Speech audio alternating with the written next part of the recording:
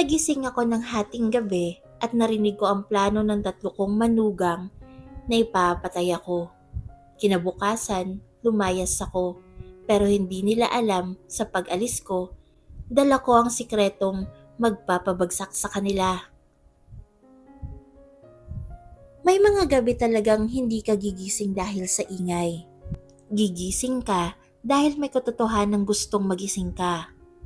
Ako si Doña Corazon Villanueva, 72 years old, byuda, may-ari ng hacienda, hotel chain, at ilang real estate properties sa Batangas at Maynila. Marami ang naiinggit sa akin, pero hindi nila alam ang pinakamapanganib na kaaway ay hindi ang mahirap, hindi ang kalaban sa negosyo, kundi ang taong nakaupo sa pagkainan mo. Tatlo ang manugang ko.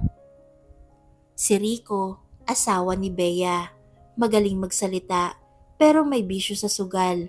Lagi niyang sinasabing investment daw ang kasino. Si Mike, asawa ni Pia, ambisyoso, laging may bagong proyekto, laging may bagong utang.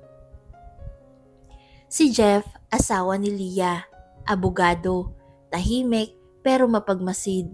Siya ang tipo ng lalaking hindi mo mababasang iniisip. Sila ang humawak ng negosyo ko nitong nakaraan dahil naniwala ako sa panahon na para magpahinga. Ma, kami na pong bahala. Paulit-ulit nilang sinasabi at naniwala ako. 2:00 ng madaling araw nagising ako para umihi. Ngunit pagdaan ko sa lanay, may narinig akong tawanan. Tahimik akong lumapit at doon ko narinig ang sentensya ng sarili kong kamatayan. Di na ako makakahintay, sabi ni Rico. Baon na ako sa 5 milyon. Ang dami ko ng pinasok na project na palpak, sagot ni Mike. Kailangan ko ng malaking cash infusion. At si Jeff? Relax, next week. Papipirmahin ko na siya ng power of attorney. Pag nalipat na sa atin ang kontrol, saka natin papabilisin ang proseso. Anong proseso? Tanong ni Rico. Saglit na katahimikan. Ang natural death. Tumawa sila. Tumawa. Para bang biro lang ang buhay ko. Isang maling dosage ng maintenance niya. Isang atake sa puso. Sinong magdududa? Matanda na siya. Doon ko naramdaman ang unang patak ng takot. Hindi dahil mamamatay ako, kundi dahil mali pala ang pinagkatiwalaan ko. 1 taon na akong naghihinala. May mga financial discrepancies akong napansin. May mga papeles na gusto nilang ipapirma agad.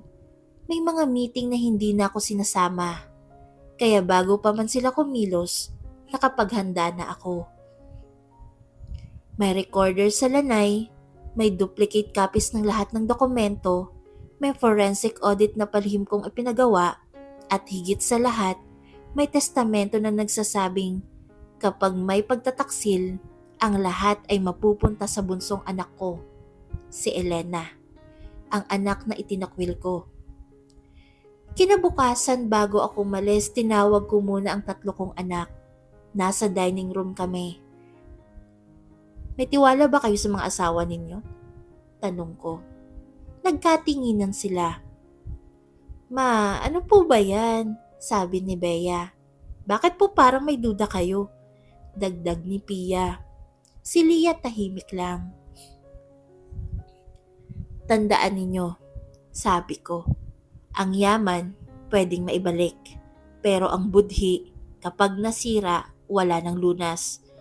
Hindi nila naintindihan dahil bulag sila sa pagmamahal o baka sa pera. Umalis ako nang walang paalam pero hindi ako tumakas. Ako ang naglatag ng patibong. Nagpunta ako sa baryo ni Elena. Nang makita niya ako, akala niya multo. Inay, hindi ko na napigilan ang luha ko. Patawarin mo ko. Hindi niya ako tinanong kung bakit ko siya itinakwil. Hindi niya ako pinagsalitaan. Kinakap niya ako. Sa yakap na yon, mas mayaman ako kaysa sa lahat ng hotel ko. Habang nasa baryo ako, nakikipagpulong ako sa NBI. Inabot ko ang recordings, inabot ko ang audit reports, inabot ko ang bank trails. Nabunyag ang illegal na fund diversion, money laundering, tax evasion, at conspiracy to commit murder. Hindi ko sila pinagbintangan. Ebidensya ang nagsalita. Isang linggo matapos akong nawala, dumating ang mga sasakyan ng NBI sa mansyon. May media, may warrant, may posas. Si Rico ang unang nanlaban. Wala kayong ebidensya! Pinatugtog ang audio recording. Namumutla siyang tumahimik. Si Mike nagmakaawa. Si Jeff, unang beses ko siyang nakitang pawisan. Hindi ito matatapos dito, sabi niya. Hindi nga, sagot ng ahente. Dito pa lang nagsisimula. Mas masakit pa sa lahat, ang 3 kong anak, sila ang tunay na biktima. Sa korte humarap si Bea sa asawa niya.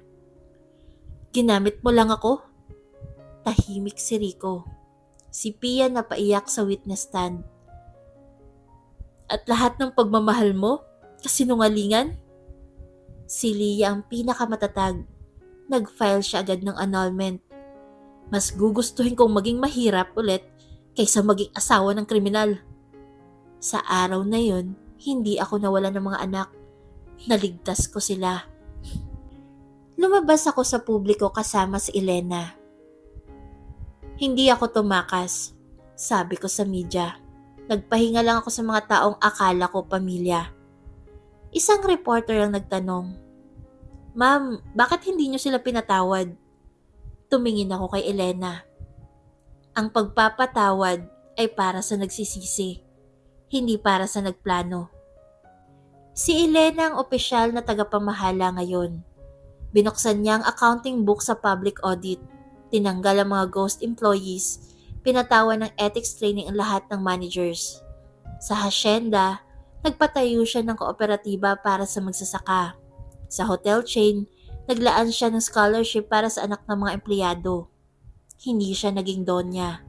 Nanatili siyang Elena. At doon ko naintindihan, ang tunay na tagapagmana ay hindi yung marunong humawak ng pera, kundi yung marunong humawak ng konsensya.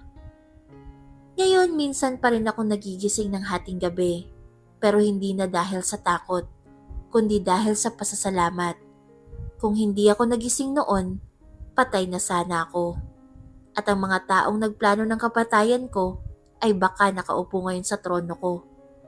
Pero ang totoo, hindi ako ang muntik mamatay. Sila, dahil ang kasakiman ay isang apoy na hindi mo kailanman makukontrol. At kapag nasunog ka nito, wala kang ibang masisisi kundi ang sarili mo.